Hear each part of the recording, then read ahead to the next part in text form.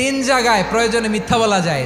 এক নাম্বার, আপনার ওয়াইফকে খুশি করার জন্য, সে একটু এরকম না বলে একটু কৌশল করে বললে খুশি হবে, ওটা বলা যায়। দুই নাম্বার, জীবন মরণের ব্যাপার, যান বাঁচানোর জন্য একটু কৌশল করে ঘুরিয়ে বললেন, এটা জায়েজ। তিন নাম্বার, দুইজন ঝগড়া লাগছে তাদেরকে মিলিয়ে দেওয়ার জন্য কৌশল করে একটু মিথ্যা বলা, ঘুরিয়ে বলা যায়। দুইজনের মধ্যে দেখলেন যে সম্পর্ক খারাপ, একজনরে বললেন, ভাই সে তো ওই দিন আপনার ব্যাপারে অনেক প্রশংসা। কি আমার ব্যাপারে প্রশংসা? কি বললো? এই বললো আপনি নাকি এই করছেন ওই করছেন, অনেক প্রশংসা। লোকটার মন খুশি হয়ে যাবে তার ব্যাপারে, ঠিক কিনা?